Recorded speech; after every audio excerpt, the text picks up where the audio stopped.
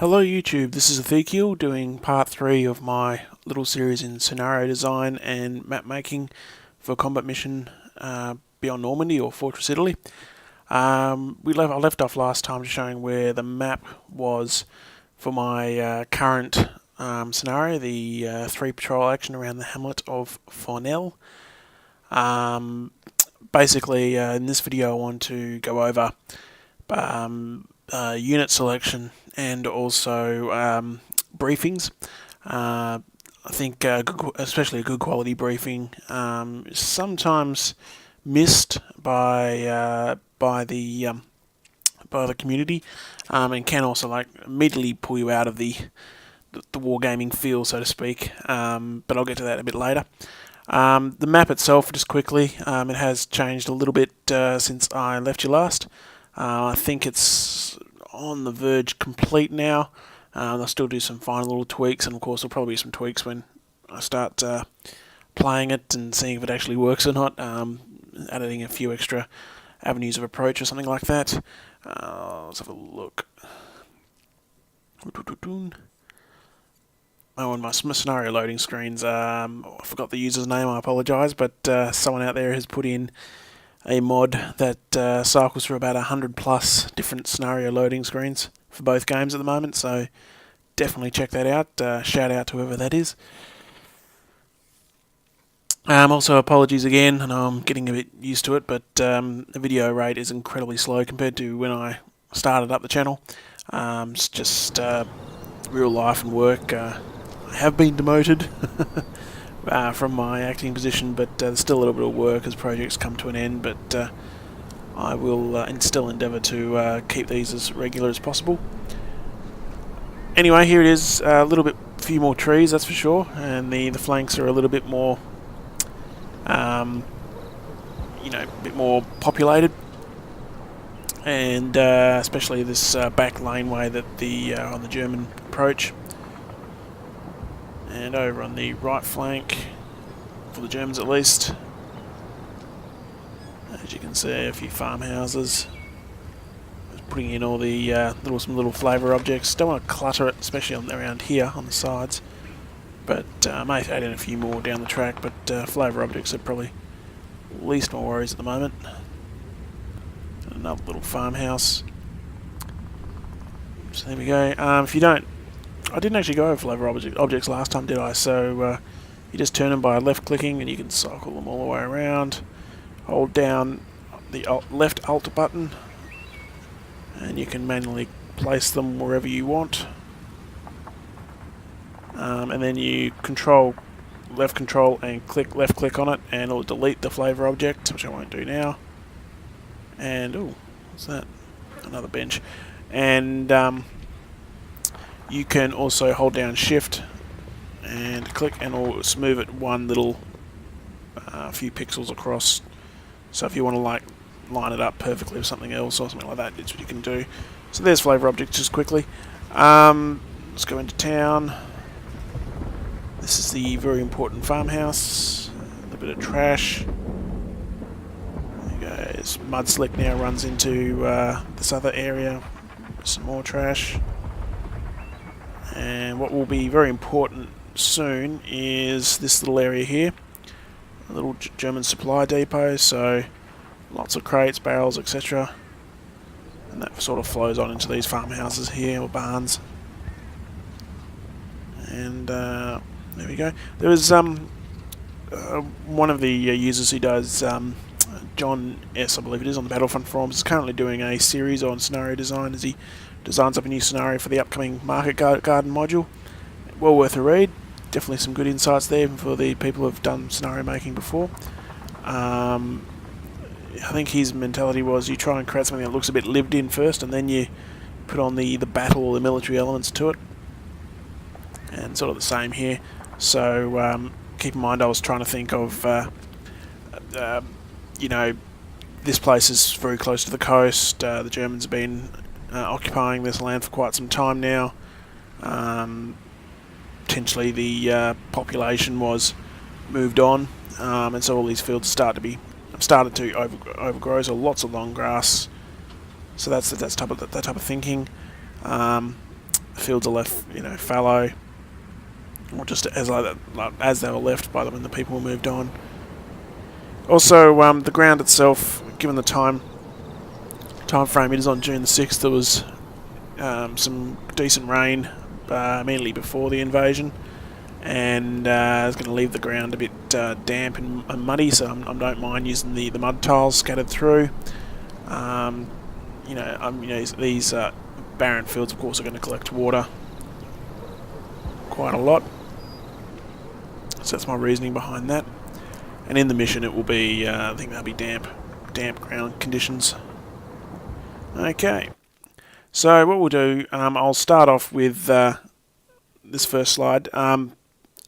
If you do plan to play this, or be a play tester or something, and you want to go in blind, stop watching now. I won't be offended. And you can keep an eye out on the Few Good Men forums, and where I'll keep updating the progress of this particular scenario itself. Okay, so firstly, this is your main selection of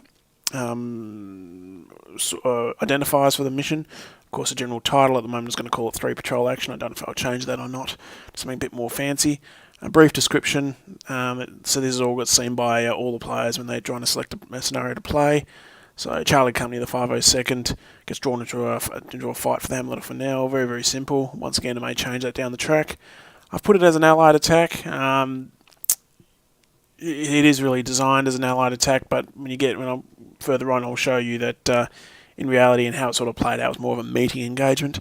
Environment is a village. I don't want to go any higher to town or city, that's for sure. And it's not really open or anything like that. I think village is the best description of it. It is getting played in the evening, at dusk, and I'm still calling it a very small battle. It's about a company size each. The Americans are probably a little bit less, but I still think it's a relatively small battle in the scheme of things.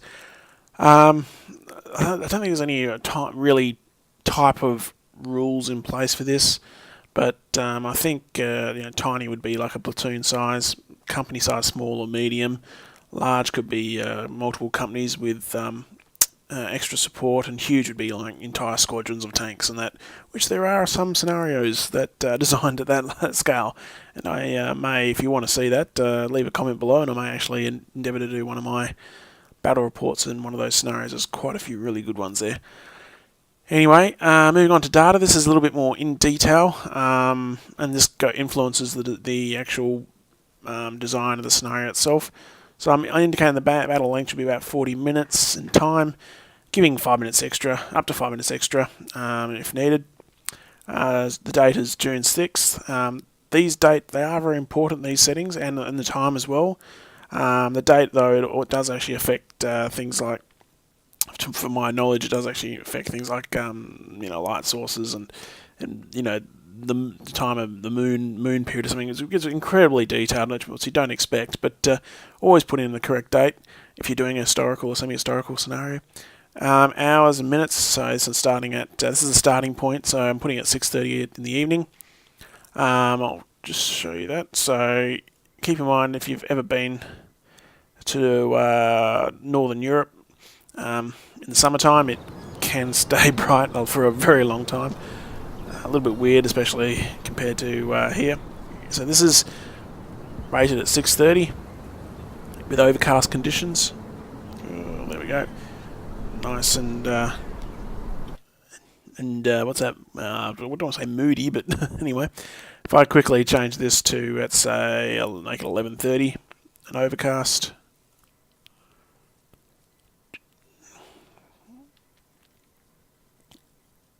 Loading. Immediately becomes night and overcast, so you can see that completely different. And of course, in game, that will greatly reduce spotting distances, etc. So always keep those at the times you want. If you do your background research first, if you refer to some of the things that I do from the first video of this series, you generally time and date shouldn't be too hard to find if you're doing a semi-historical or historical engagement. Or a rough estimation of the starting point, that's for sure. The weather itself, weather is funnily very hard. Sometimes the engagements themselves do talk about the weather when it started, but some time ago I tried to, for the Overlord campaign on Few Good Men, I actually offered to look into weather conditions day by day, and it's amazing how hard that is to get. There's a few funny things, like D-Day is generally well known, the days immediately after, and then you got the big storm that occurred a few weeks after the invasion. But for day to day average temperature or or rain periods or whatever, it's actually very hard to find on a consistent daily basis. There was something for July based on some diaries of some of the British troops I found, but especially June is still a bit of a black hole outside of those days. So if you have any ideas of where to find good sources of weather information for combat mission campaigns, definitely let the others know. Let everyone else here know. I'd be interested. The wind itself, just saying it's coming in from the west. Wind's not going to play a big thing here. I just put a little bit of wind in, just to make it a little more atmospheric. It's a cool temperature. Nothing special. Actually, I'll change that to damp now. It was on dry before. Allied friendly direction and Axis friendly direction. You pick a particular area, north, south, east, or west, for what is generally seen as the way that particular force is coming from, or where their further friendly lines are.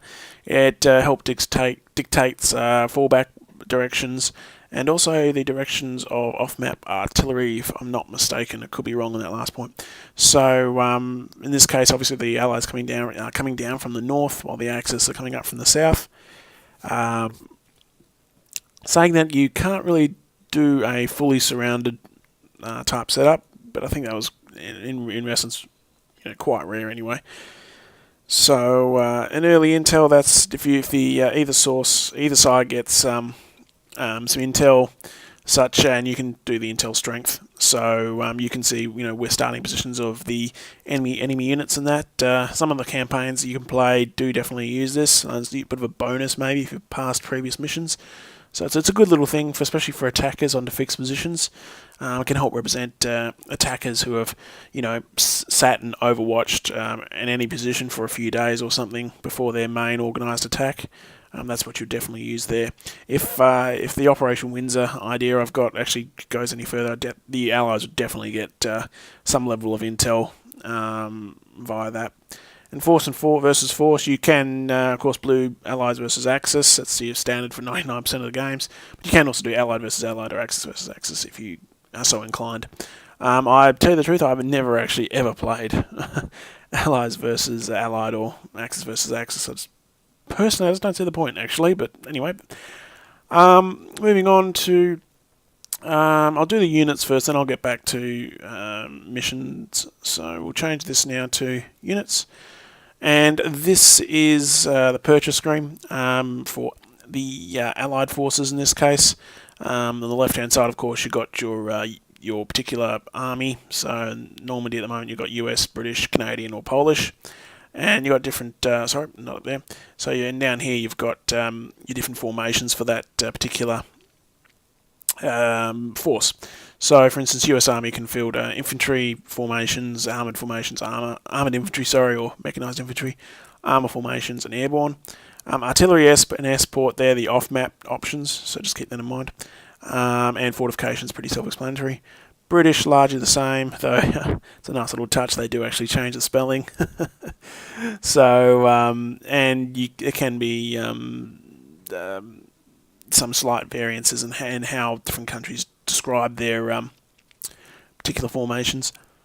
Canadians, Polish, you see Polish don't have normal infantry formations because the Polish in Normandy came in relatively late and to fight around the Falaise Gap type period.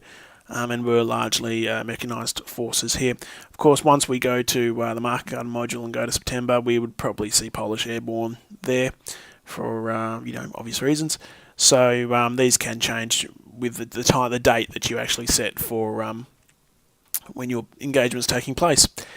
So this one, in infantry, I'm using the airborne. So you can, for each of these little selections, you've got a whole bunch of battalions to actually pick from, and these offer up whole formations. So I've got the 1st Battalion of the Parachute Regiment. So you can manually add or delete parts of the particular battalion you're using as a formation. So in this case, I've got Company C.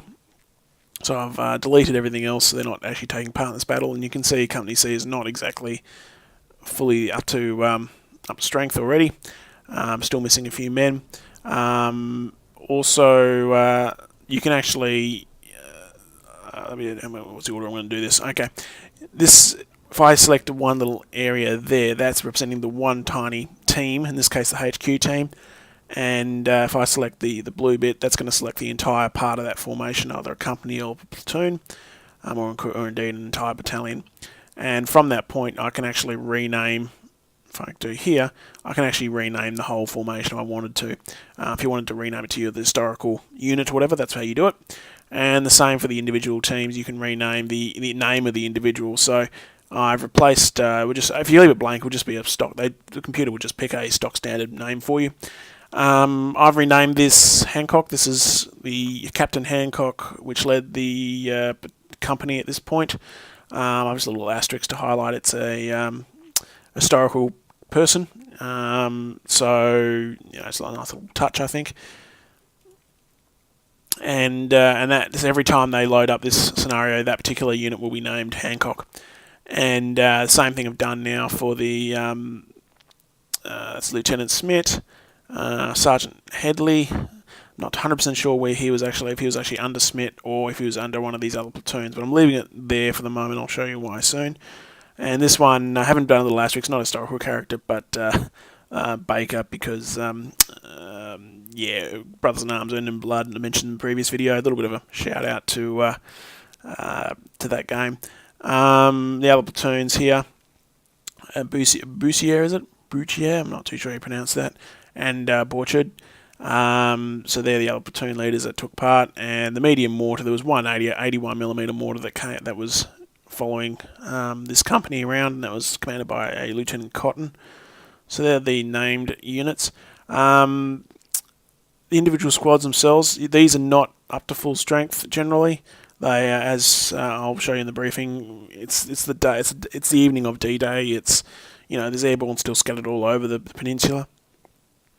You down the bottom here, you can identify for individual teams their level of experience, their motivation, etc. So I'll quickly run through this. So this is highlighted for Captain Hancock. Experience as veteran, as most airborne forces would be. Veteran in combat mission generally highlights units that are incredibly well trained, like the airborne were for the time, or they've actually had some combat experience, so that they know when to keep their heads down, etc., etc. That plays a really big part in the game itself, in terms of the skill level of the guys in the field, and also likely, I think it also affects everything from chances to hit to chances of surviving, and when they know when to do things. You can change it to typical for any of these settings, the computer will just give it a randomised setting based on the historical time period. I personally like actually going through, especially a scenario this size, going through and just making that personal touch where possible. So I can actually put it up to crack or elite. Crack is, been in lots of engagements, they know what they're doing, etc. And elite is you'd be your special forces. Back in the old combat mission shock force days, crack and elite was used quite a lot for representing special forces platoons or something operating in Syria. That was well worth it. I have seen some combat mission Battle for Normandy scenarios with crack and elite forces. There was one particular little campaign that came out, which hats off, was a good little campaign, but I think it was called, no, I'm going to mess it up. It's a narrative airborne campaign. I apologise to the author, but definitely check it out. I'm sure someone in the comments will highlight what it was. But all the troops in that for the airborne were rated as crack. I think that was more of a gameplay thing, so they'd be very, very good at mowing through the enemy. I just didn't it felt a little bit Hollywood. I think it was actually the 82nd Airborne in that scenario, in that campaign. But anyway, it just seemed a little bit too easy, if that makes sense. If you go, most troops should be around regular, especially in this theatre. They've had some training or they've got some combat experience, but they're just regular, GIs. Green is some training, but with absolutely no combat experience whatsoever. And conscripts, pretty self-explanatory. The ones who couldn't hit the side of a barn door. Motivation. Once again, your typical setting. Fanatics, extreme. They're going to be very, very hard to dig out. So some of your, crazy Waffen SS battalions maybe could hit those type of levels. High, I think's pretty good for airborne, in my opinion. And normal, once again, should be your regular setting. Low and poor, of course, would probably better represent, second-rate formations, or maybe potentially Germans towards the end of the war when the next game comes out showing 1945. Motivation, of course, influences how long they're going to stay put, or they're just going to run away at the first sign of trouble. Keep in mind, if you're doing something for fun, you're trying to be historically accurate. 100% can be hurtful in your scenario itself. Putting everything down to green and low morale could be realistic. I'm not knocking it, but in gameplay-wise, your troops would just break at the first time they hear a rifle being fired. And would always be fleeing, and it'd just be really annoying for a player themselves to try and keep that controlled. So just keep that in mind. Some players like that. Other players, I think, would consider it a bit more, a bit painful. Fitness, fit, weakened, or unfit. You can definitely influence stamina rates and all that for if your troops can keep running for longer. Leadership's an interesting one. It's a flow-on effect to the forces under their command. It's a rating between -2 and +2, with 0 being the regular for that unit. It allows you to highlight individual leaders, like the lieutenants in charge of a HQ team or a sergeant in charge of a squad, to say how good they are in leading their men and keeping them coherent, and it's a bit of a buff to their stats. And as I said, it actually flows down if the units are actually in command and control. So for Captain Hancock, with my investigations, I don't know if he was. I can't really tell with certainty if he was rated as a really good leader or not.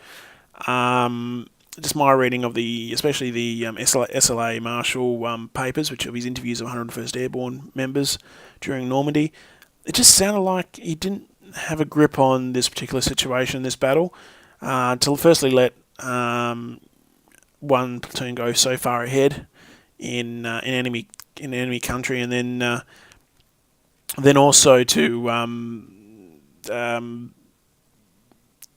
struggle to contain these Germans once they are up. Initially was -2. Maybe it's a little bit harsh, but I still don't think he's the best leader. I think the platoon leaders under him were more of a better quality. Took control. If you've got any further research on that, if you know something where I can get something further on the Hancock individual himself, please let me know. But I'll keep it a negative for now. I'll just show off the other ones though, like Smith, Bussier, and Borchard. They've got positive leaderships. This one's also for the gameplay, which I'll get to a little bit later. But anyway, the next one is supply, which is I've listed adequate in this scenario. They've got good levels, but they wouldn't be, the top level wouldn't be, fully loaded with ammunition. I don't think they've been fighting across D-Day. Supplies aren't exactly flowing freely yet, so I've just notched it down a a little bit of a touch, just not much at all. But you just to keep a little ammo a little bit more pressing. I've also lowered the head count. The head count allows you to knock off a certain percentage, up to half of them, of that particular team down. So I've knocked off 30% of that particular team for the HQ. We'll knock off about 2 or 3 guys. For vehicles, you can actually identify if the vehicle's going to start off immobilised, destroyed, or it's burning. And finally, the appearance, depending on the force you actually take, you can select certain camo options. This is as of the latest update, so I think it's a version 2 upgrade. So I've actually highlighted these men are actually 101st Airborne, so they get little Screaming Eagle patches on their shoulder pads. Sorry, on their forearm, high forearms or something like that. Anyway, for the Germans, of course, you've got all the mixed camo options and Panzer Grenadier uniforms and etc. etc. So there we go. Same thing just for Lieutenant Smith. I have actually bumped him up to crack and good motivation and very good leadership. His head count's also way down though for that team. The historical part, I'm not sure if I mentioned this in the last scenario, but the historical part of this, which is sort of well known, is the fact that Smith and his colleagues who were ransacking a farmhouse when this battle started, away from his platoon, they had to flee out the back door and into a pig trough, and actually had to hide there for hours. I just want to highlight that part. Putting those buffs up and giving extreme motivation and crack experience, I think it's just going to basically give Smith a better chance to hide, especially by trying to put in this a mission for the Germans to try and hunt down this particular HQ team. When you see the map, it's all that enclosed farmhouse. They've got to be able to hide and hide very well. So that's why I've just buffed these guys up. I'm not sure if that's going to work yet. So if it does this, that objective can't be really realistically done in combat mission itself. I may actually put those back down to normal. But everyone else is, that veteran, random leaderships, and they're all got adequate supply. So, and they're all generally well trained, so they're all got the veteran status. For the Germans, it's a little bit different. Ooh, okay. So the Germans, they've got a Fusilier company, and you'll see here that they've got the HQs, regular, normal, very, very standard, stock standard, nothing special. And then you've got the mixture of regulars and green rated troops amongst the actual squads themselves. So the Germans have numbers, but they don't have the experience the Americans do, or the skill. I may bump their ammunition down as well. I'm not too sure yet. There is also some... let's have a look. They've also got a heavy flak, and you've got to purchase this is the 88mm gun, the famous Pak 36, and a few extra trucks. I'm also there. These forces here they're a separate formation. They don't fall under the same formation as this part of this Fusilier battalion. So the buffs or anything that these HQs would give don't transfer over to the squads falling under these units here. Half tracks and a few further trucks and Kubel wagons. Keep in mind these are starting off as destroyed. They're just empty trucks. That one's not. Let's have a look. Yeah, burning and destroyed. Yep, they're the trucks that are destroyed at the start. They're basically just vacated. They're just really there for scenery and blocking a few shots maybe. Which I'll show you now. There's also some barbed wire and some sandbags. Very, very, very little in terms of fortification. Something that they could quickly throw up along a road. And if I go to deploy Axis, I'll show you the Axis forces. Yeah, that's probably some of the formations, type of troops the Allies are facing in Normandy. The young kids. Okay. Load. Okay, so those platoons at the sides there, they're the reserve platoons that come on from the same company. And what happened? Where'd my 88 gun go? Oh, damn. Okay, that's not going to work, is it? I'm trying to have a gun that starts off completely abandoned, but that's getting incredibly hard to do. I want to just have an abandoned gun on the road, because the guns are being towed by half tracks up to Foucaultville, up to the north here, when they're ambushed. So I really hope that's still possible. Alright, leave it with us. Anyway, there's an immobilised half-track. It's been ambushed. Still being manned. It's got some crew in the back for the gun. And needs some barbed wire on both sides to block off the roadway. This will force the Americans to actually, well, they still can sneak through in front of an MG42 here if they really wanted to. But it forces them to fight through the farmhouses. So, yeah, so that's basically how the Germans will start off.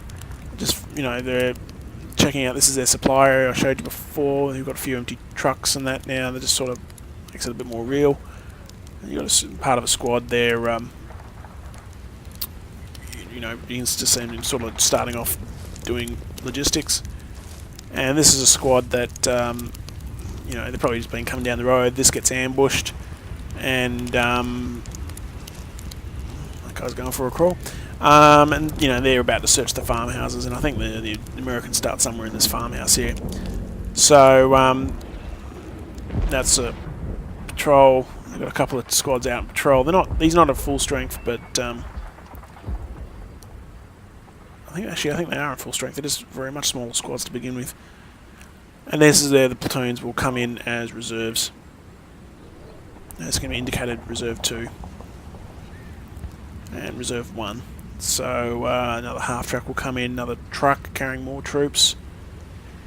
Bit of an ad hoc force, but I think if the Germans use that, particularly use that half-track well, it's a very fast, mobile heavy machine gun, which can really cause some pain for the few American forces on this map. And I'll just go deploy Allied, just to show you the difference.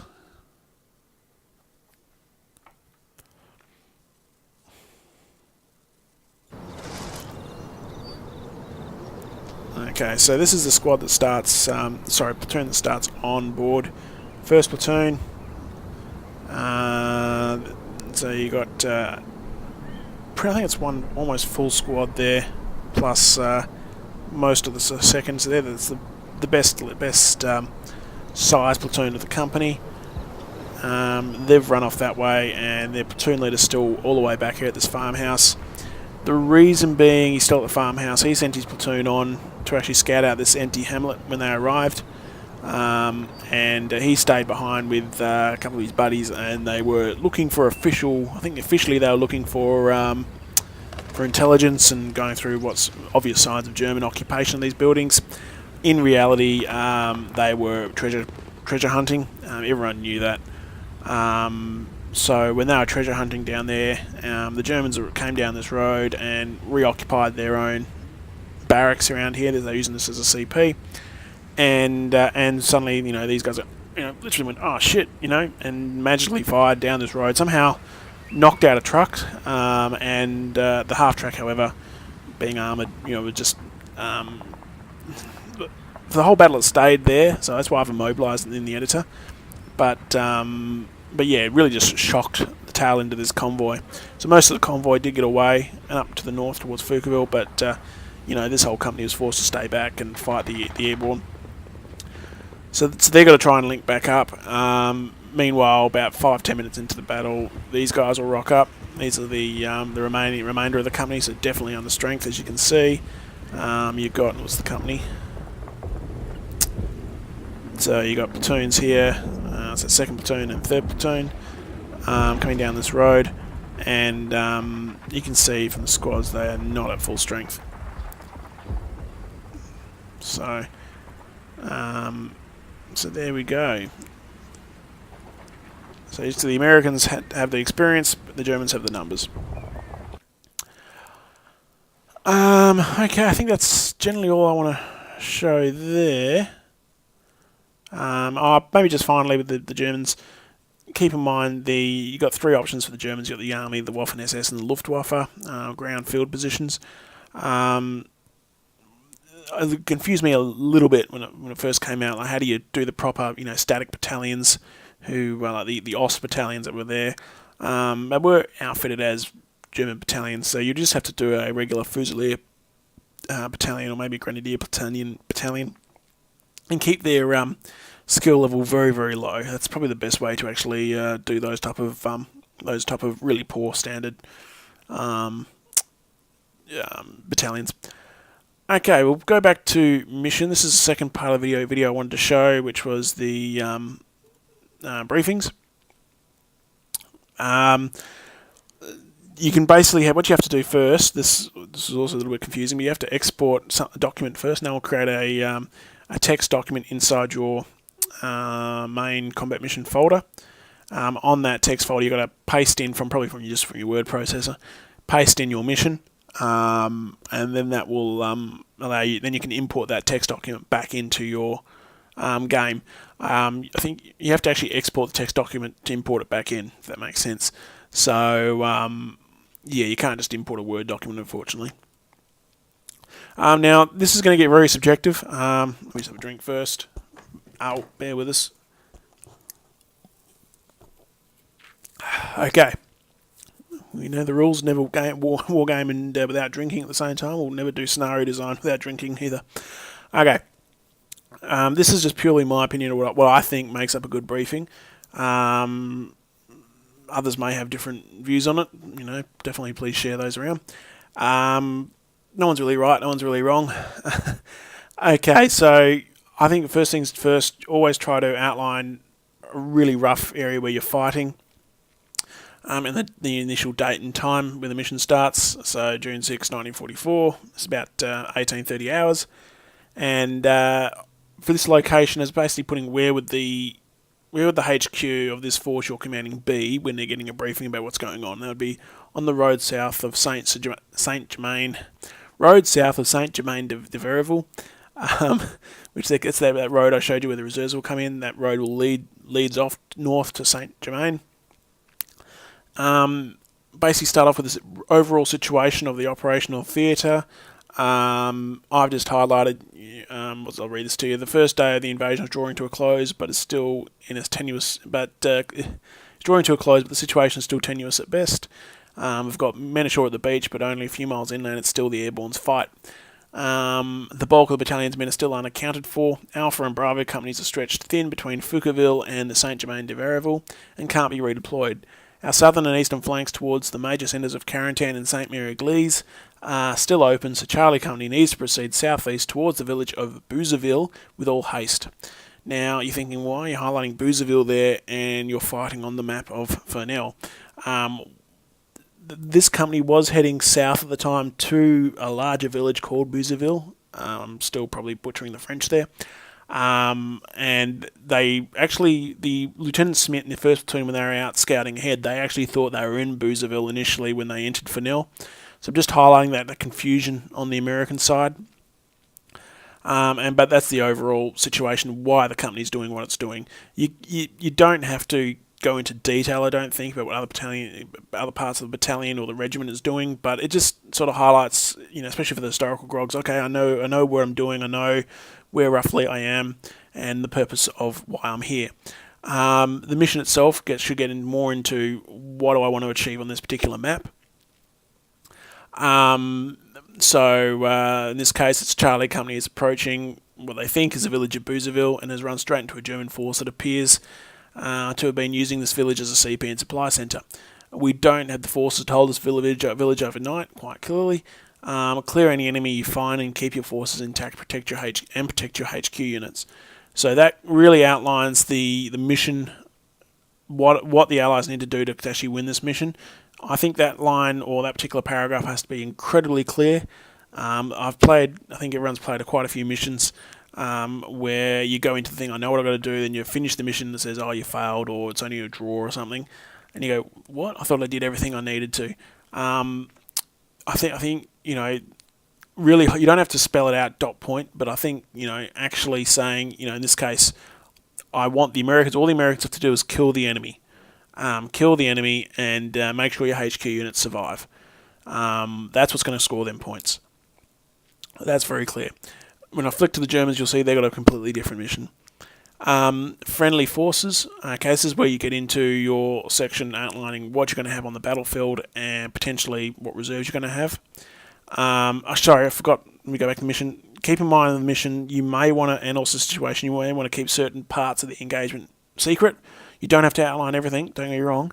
But if it's a secret objective or something, maybe you don't want to highlight that. But I wouldn't make it as a secret objective being the main point scorer for that particular side. I think that'd be a little bit cruel on the player, in my opinion. But it could be like a bonus mission, if they or a bonus setting of, if they do take some sort of barn, they may find some intel or something which gives them an extra 50 points or 100 points, depending on you as a scenario designer. But I wouldn't actually make the mission a win or lose situation based on a secret objective. Friendly forces. You have command of Charlie Company, 502nd Parachute Infantry Regiment. The company is well below full strength, and like everywhere else, due to the misdrops of the previous night. Though you have your officers and some NCOs accounted for, the bulk of your enlisted men and support weapons are still missing. It's been a struggle to form 2 squads for each platoon, as we've seen. Your men have had a few scraps with the enemy so far today, and their years of training are paying off. Ammunition levels are still good, but not ideal, as everything's scrounged. Not ideal, as everything scrounged has been going to the other companies holding the line.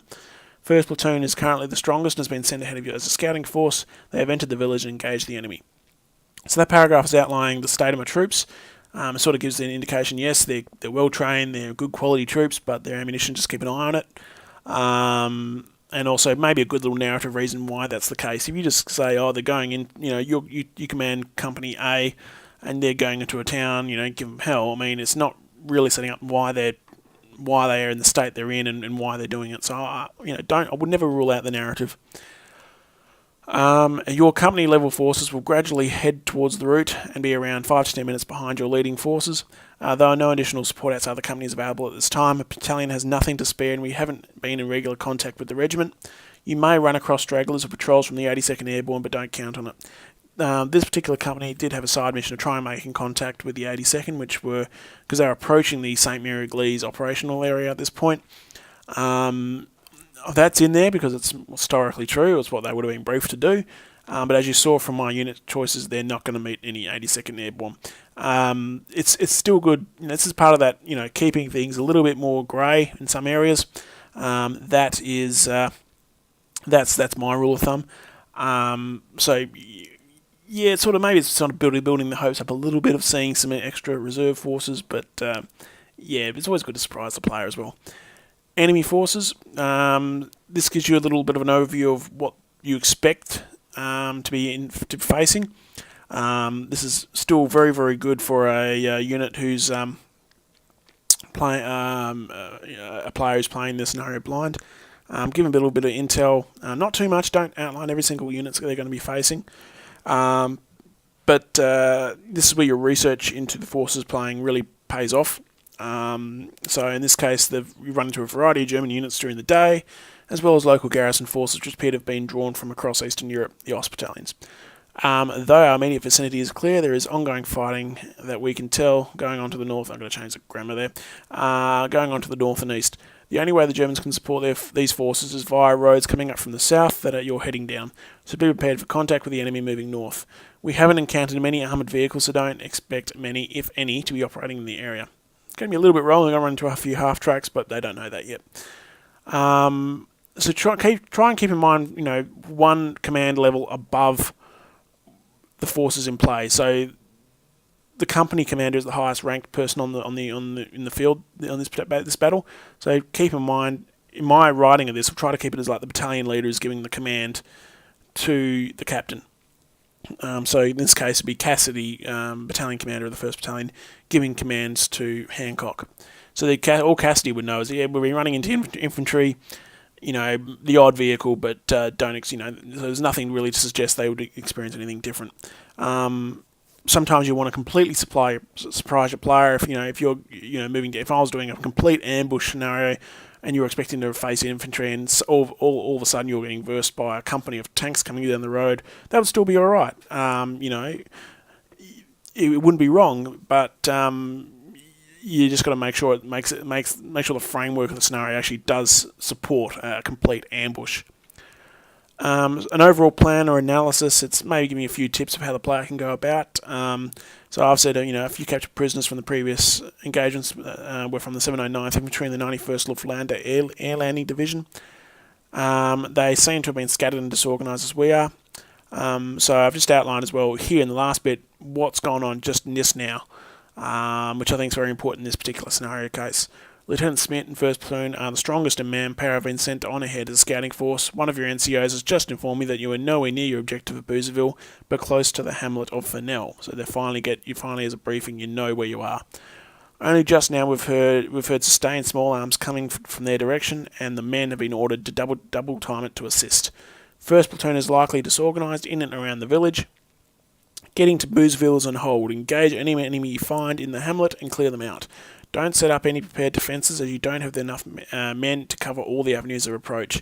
If the enemy comes at you in force, keep mobile using these thick hedgerows to conceal your movement. Keep in mind the language as well. You know, this is their first day. They're really surprised by the hedgerows of Normandy. So you don't want to say, oh yeah, we knew about these hedgerows, which sort of they really didn't, especially the guys on the ground. Hit the enemy from multiple approaches to keep them off balance and to mask your small numbers. That last point especially really highlights the big benefit of 3 patrol action as a scenario. It's that the Americans did actually come from 3 different sides to really destroy their enemy. So that gives a little bit of a hint to what they should be doing to actually complete this mission successfully. I think that's about it. I'll switch over now to the Germans. And text. Okay. So, from the German point of view, June 6th, same time, they're already in the hamlet of Fennell as a location. Situation invasion. The Americans are landed by both sea and air and are swarming over the area. The forces along the coast are now largely cut off with the seaborne forces near the coast and airborne force between us and the front lines. Interesting use of front lines. I was really questioning it here. But there was, at this point in time, a fixed positions where the Germans are fighting from around Foucaultville. So for this particular regiment, they probably would have viewed that as a front line. A little bit of a guess on my part. We have forces applying pressure from high ground onto the village of Foucaultville to our north. They are unable to move, and reinforcements from the south need to move up to Foucaultville to assist. So there we go. That's the situation. This is why there's a convoy. There was a convoy moving through this. You command a company level forces that are garrisoned around the village of Fennell, which is being used as a supply point for the regimental forces in this area. Despite some brief engagements with the odd American paratroopers since last night, your forces are largely intact. A battery of 4 88s with half-tracks from the south has been rushed north and has moved through our sector. Under orders from battalion, you have recently left Fennell to meet the battery and escort them back to the area so they can proceed to Foucaultville. You have just returned to Fennell and things don't appear as you left them. There are clear signs that then someone has gone through our barracks and supply area. Just as you put the pieces together, gunfire comes from one of your farmhouses. Protect the hamlet at all costs from the American attack. So just basically highlighting the Germans left the area to meet up with this convoy coming in from the south, and once they've sort of been pushed on, they're now reoccupying their garrison here, and they've realised, great, someone else has been here. Bit of a Goldilocks type situation, and all of a sudden some American forces have opened fire, which is that initial ambush, which is hitting the tail of the convoy. We're looking historically at this. The Americans didn't know who they were facing, and there was really no definite answer who the Germans were. However, when you look at the forces being used in the 88s, it can really, I think, only be from the 91st Luftlandedivision Division, which actually had batteries of 88s as part of their table of organisation. So the batteries in that were all initially set up south of Saint-Côme-du-Mont in Carentan, around there, and they were rushed forward during the day of D-Day further north. And this is sort of representing that. And the infantry would have been from one of the other infantry regiments as part of the regiment. Not the Fallschirmjäger under Von der Heid, which took up garrison's duties around Carentan in a few days' time, but just some of the regular infantry forces. So I don't know if it's 5th Battalion or not. It's a guess on my part. No idea. But I'm just trying to give it a bit of a framework, and sort of making it semi-realistic to what could have actually gone down. So friendly forces, your command is the 5th Company, 2nd Battalion, 1058th Infantry Regiment of the 91st Luftlandedivision Division. Your division was formed at the beginning of the year, and your men have had some training but little in the way of combat experience. Like many other formations in the region, your men are led by a few capable veterans. So that just outlining, your forces aren't exactly the best quality. They've been based in Normandy pretty much for the whole time, all in 1944. A lot of the troops there rather than going through further training drills, they were setting up beach defences and defences around the area. So you've got your company HQ, you got your 3 platoons with supporting HMG teams, and just highlighting some of the forces from the tail of the convoy that was ambushed may also be able to assist. That's just highlighting a few extra soldiers that were manning that last 88 gun that's been knocked out. 2nd and 3rd platoon took alternative routes back to Fennell to patrol the area. They can't be far away and will soon be available to assist. Battalion may also be able to assist as word gets through to them that we are under attack. So you only start off with 1st platoon on the actual board. 2nd and 3rd platoons are those reserve platoons that come in at a later date. So later time, I should say. Enemy forces, the Germans would have no real knowledge of who they're up against at this point, except Americans. And they could probably pinpoint maybe paratroopers, given the seaborne forces are still close to the coast. So that's why I've just basically highlighted that. I've also highlighted here that the fire seems to have come from the east and probably I'll reword this. Probably occupying the walled farmhouse at the T-junction. So just really highlighting, check out that farmhouse first, and that hopefully will lead players, if they're playing the Germans, to actually check it out and try to hunt down Lieutenant Smith in that farmhouse as a first order of business. Excuse me. So plan, some of your initial forces are still on patrol nearby, get them back to the hamlet ASAP. Excuse me, let me have another drink. The benefits of recording this live. Anyway, so still on patrol, get them back to the farmhouse ASAP. I mean, the player doesn't have to do this if they don't want to, of course.